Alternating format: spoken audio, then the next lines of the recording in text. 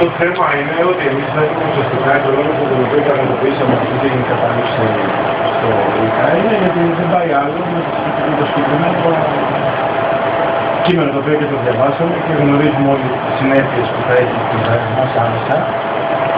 Έτσι λοιπόν, ανεξάρτητα με το πώς κινείται το εθνικό αναπηρικό κίνημα, ως ακτιβιστές με αναπηρία, αποφασίσαμε να κάνουμε πράξη το τίποτα για μας χωρίς εμάς, αφενός, και αφετέρου με την πράξη μας αυτή να σας θέσουμε πρώτον ευθυνότητα. Δεν δικαιούται να ονομάζεται ίδρυμα κοινωνικών ασφαλίσεων, το οποίο επί της ουσίας δεν προσφέρει κοινωνική ασφάλιση. Όταν λοιπόν λέτε και έχετε υπογράψει και εσείς ότι άνω των 55 ετών κάποιοι αριθμός είναι κοντά σε τεχνολογία. Δεν δικαιούμαστε να κάνουμε χρήση τεχνητών ορατών σύγχρονης τεχνολογίας. Λοιπόν, όταν όσο το πω εσείς υπογράψετε να μου το κόψετε και δεν θα το ξαναχρησιμοποιήσω ποτέ στη ζωή μου, γιατί εσείς θεωρείτε ότι είναι είδος πολυτελείας. Εγώ να ξέρω το χρησιμοποιώ από το 1999 ότι είναι πρώτη ανάγκη στην Ελλάδα, διότι είναι ένας δημιουργικός άνθρωπος, είμαι σκηνοθέτης στο επάγγελμα, δουλεύω και να συνεχίσω να δουλεύω και επειδή είμαι νέος, 40 χρονών, θα πρέπει να συνεχίσω να υπηρετώ τη ζωή μου μετά με υψηλές συνθήκες.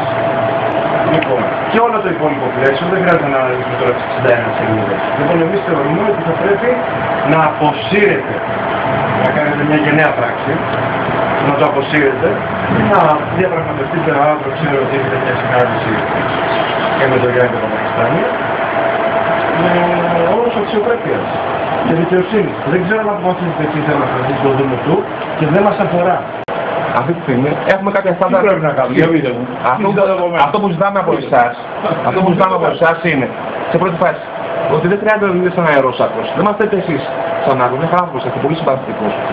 Είναι πολιτική η διαφωνία μας, δεν είναι προσωπική καταρχάς. Δεν μπορεί να πάρει τα απάντηση εδώ, του ΙΚΑ. Ωραία, εμείς ήρθαμε εδώ πέρα σε μια ακτιβιστική πράξη, έχουμε κάποια αιτήματα, έχουμε καταθέσει. Αν δεν πάρουμε απάντηση από εσάς, θα περιμένουμε τον κύριο ή την κυρία που θα μπορούν να δώσουν την απάντηση. Έχεις καταλάβει αυτό που είπανε απόλυτη σαφή και το λέω από το πρωί. Σε περίπτωση που διαπιστωθεί. Σε περίπτωση που διαπιστωθεί. Ασυμφωνία της αγοράς, προσαρμογής της αγοράς, αυτό δεν θα λειτουργήσει σε βάρος του ασφαλισμένου. Θα προσαρμόσουμε εμείς τις τιμές. Έγινε λίγο να πάρει σε προλογική του ΙΚΑ για θέματα που υπερβαίνουν τις αρμοδιότητες του ΙΚΑ. Όμως μπορεί να πάρετε απάντηση και έχω ευθύνη για αυτό, για τα θέματα που έχει ο κύριος. Και εμείς δεν μας λένε ότι μπορείτε να δεσμευτείτε. Σου λέω το εξής. Είναι το μέρος που είναι τα υπόλοιπα δεν λέω. Και το ΣΥΛΕΚ που έχει βγει από τη λίστα. Ό,τι αφορούν τα βοηθήματα. Ό,τι αφορούν βοηθήματα και τιμές αγοράς, θέλουν να είναι καθαρό.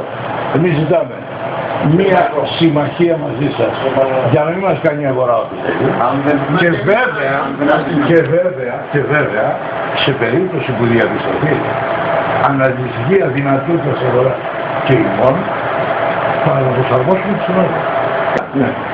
Για το αναπηρικό αμαξίδιο ελαφρού τύπου. Ναι. Το ΙΚΑ δίνει τώρα, σύμφωνα με το παρατηρητήριο όπως λέτε, 900 ευρώ. Και με διαβεβαιώνετε εσείς ότι εγώ με τα 900 ευρώ θα πάρω αυτό το αμαξίδιο χαμηλού τύπου. Με διαβεβαιώνετε. Για να πάμε στο διατάφτα. Αυτή τη στιγμή όμως εμείς ουσιαστικά και το εθνικό αναπηρικό κίνημα αυτό που σας απαιτεί είναι απόσυρση του συγκεκριμένου και διαπραγμάτευση εξ αρχής από μηδενική βάση. Εσείς λοιπόν εμένετε στην αποφασή σας. Εσείς λέτε λοιπόν ότι όχι όλα είναι μέρη γάλα, το παρατηρητήριο, 2-3 άλλες καραμελίτες, εμείς πιστεύουμε μάλλον λίγο καλύτερα από εσείς.